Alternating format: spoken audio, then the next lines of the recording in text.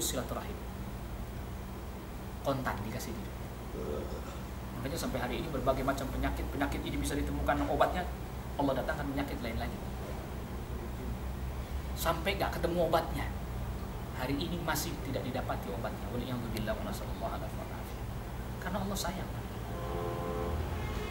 Jadi yang jelas bahwa berbicara tentang kecintaan, maka yang pertama kali seseorang akan bisa mencintai dengan baik, dengan benar, didasari ilmu. Kalau tidak didasari ilmu, hanya mengikuti nafsu belaka, mengikuti kesenangan diri belaka, dan syaitan sering menyembunyikan keburukan atas nama cinta. Hati-hati. Syaitan sering menyembunyikan keburukan atas nama cinta. Contohnya tadi misalnya perzinahan. Itu dibalut dengan nama cinta. Bahkan kalau perlu didengung-dengungkan sebagai cinta kasih. Misalnya hari kasih sayang misalnya. Itu ternyata ketika ditilik sejarahnya itu hari zina. Hari kasih sayang, Valentine itu. Itu hari zina. Aslinya hari zina. Itu tadinya kebiasaannya orang Yunani. Mereka itu punya dewa yang namanya Zeus. Zeus, menurut keyakinan mereka, mitologi Yunani, menikah dengan perempuan dari kalangan manusia biasa, Hera. Pernikahan antara Zeus dan Hera, mitologi Yunani, melahirkan seorang anak laki-laki, Hercules. Makanya Hercules diyakini manusia setengah dewa, setengahnya lagi nggak tahu sendal jepit apa. Setengah dewa, setengahnya lagi apa gitu kan. Nah, menurut mereka itu pernikahannya antara Zeus dan Hera itu ya di pertengahan bulan Februari. Menurut perhitungan mereka, sehingga kemudian mereka membuat perayaan untuk pernikahannya Zeus dan Hera itu. Lalu kemudian berangsur berubah kepada masa Romawi kuno. Romawi kuno menjadikan itu sebagai hari raya Lupercalia. Hari raya Lupercalia itu hari raya kesuburan menurut mereka. Jadi para wanita itu, jadi laki-laki mempersembahkan hewan kambing disembelih untuk dewa mereka namanya Lupercus.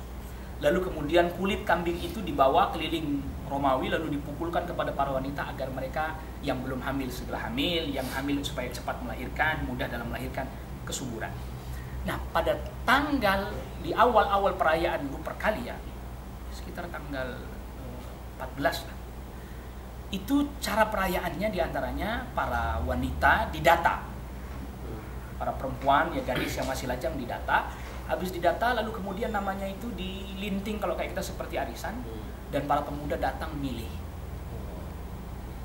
Apabila seorang pemuda mendapatkan nama seorang gadis sesuai dengan yang dia pilih, maka itu akan menjadi pasangannya 1 tahun. Tahun depan diundi lagi.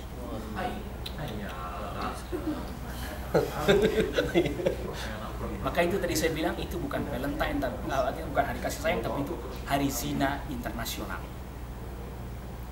Baru kemudian belakangan ada muncul Saint Valentine. Nah, itu baru kemudian itu sudah masa belakangan di mana Romawi sudah menerima agama Katolik sebagai agama resmi. Ditambah lagi sosok Saint Valentine sebagai sang martir, diistilahkan sang martir karena dianggap dialah. Jadi dahulu Kaisar Romawi itu pernah menetapkan bahwa pemuda nggak boleh menikah. Selama di medan perang nggak boleh nikah. Sebab kalau dia nikah, mikirin pulang dulu. Ya, akhirnya kemudian melarang para pemuda menikah. Mereka harus perang, nanti kalau udah perang baru boleh menikah. Ceritanya, menurut ceritanya mereka itu Saint Valentine itulah yang kemudian satu ketika menikahkan seorang pemuda dan pemudi. Menentang kaisar, akhirnya kemudian dia dihukum mati. Nah, kemudian itu dianggap sebagai seorang pahlawan kasih sayang. Itu asal usulnya kemudian dikasih nama Valentine. Yang menariknya ternyata sang Saint Valentine sendiri tidak jelas asal usulnya siapa dia dan seterusnya. Literatur internasional menyebutkan dengan versi yang beda-beda siapa itu Saint Valentine. Dan ternyata hari ini perayaan Valentine itu ya di negeri-negeri kufar ya pesta lajang. Seks bebas, naudzubillah nasallallahu alaihi wasallam. Cuman supaya lebih soft gitu ke negeri-negeri kaum muslimin supaya lebih halus, yaitu dirubah hari kasih sayang. Mulai dari awal mula saling membeli hadiah. Ya lama kelamaan akhirnya ya bertemu, berjumpa. Dan selanjutnya ya terserah Anda. Alhamdulillah, sallallahu alaihi wasallam. Itu bukan cinta. Itu bukan cinta. Nah, oleh karena itu syariat melarang kita boleh. Kalau mau, wahai para pemuda, jalan yang ada terbentang lurus, bagus dan penuh dengan kehormatan, tidak ada jalan lain kecuali pernikahan. Tidak melalui, karena itu bukan cinta yang sebenarnya. Lalu kemudian dengan ilmu seseorang mampu menunaikan tanggung jawabnya sebagai suami, sebagai istri, yang insya Allah kemudian apa yang disebutkan di dalam Al-Quran, litaskunu ilaiha, kalian mendapatkan ketenangan, pulang dapatkan ketenangan. Karena apa? Wa ja'ala bainakum mawaddatan wa rahmah, karena dijadikan antara kalian kecintaan, kasih sayang. Jadi kenapa supaya tenang itu tadi? Karena keluar rumah itu banyak ketidaktenangan. Iya. Makanya kalau kita keluar rumah diperintahkan bismillah, tawakkaltu 'ala Allah, la haula wala quwata illa billah. Aku menyebut nama Allah, dengan menyebut nama Allah aku bertawakal kepada Allah dan tidak ada daya upaya serta kekuatan kecuali hanya kepada Allah. Karena keluar rumah ini banyak permasalahan. Iya, permasalahan ini, permasalahan itu, pekerjaan yang belum selesai dan seterusnya, belum lagi godaan. Godaan bukan di sini bukan hanya sekedar godaan apa? Hal-hal yang bisa menyesatkan akidah kita, keyakinan kita banyak terjadi di hadapan. Lalu kemudian hal-hal yang haram lewat di hadapan kita. Kemana kita mesti pulang? Litaskunu ilaiha, pulang penuh dengan ketenangan.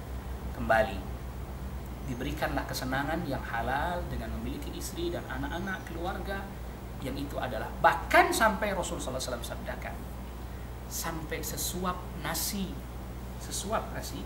yang kau berikan ke mulut istrimu itu akan menjadi pahala bagimu.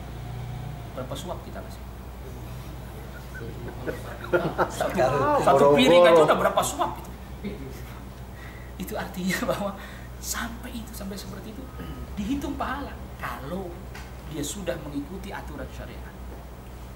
Ambil itu suap, ayo makan, nah jadi pahala. Tapi kalau belum jadi istrinya disuapin gitu dosa. Itu bedanya. Kalau udah jadi istri disuapin pahala. Iya, makanya suap-suapan itu halal sudah jadi pahala. Kalau belum istrinya, nah, dikasih suap malah haram, nggak boleh. Wallahu ta'ala alam. Ini yang bisa saya sampaikan pada pertemuan kita kali ini, supaya waktunya juga agak panjang ini mungkin bagi yang ingin bertanya. Tapi kalau nggak ada yang nanya juga nggak apa-apa, alhamdulillah. Sambil minum Ustaz. Ya, baik teman-teman. Pak Siregar. Silahkan Pak, silahkan. Saya Siregar Pak. Tadi saya tertarik dengan kesibukan malaikat. Yang timbul di benak saya, apakah sama dari 10 malaikat ini kesibukannya Pak? Satu contoh, malaikat mungkar nakir yang mungkin kemana-mana dia mencabut nyawa ataupun yang menanya di dalam kubur. Tapi kalau yang menjaga pintu surga kan dia diam aja Pak. Ya itu yang pertama. Yang kedua Pak, malaikat apa yang paling bahagia Pak?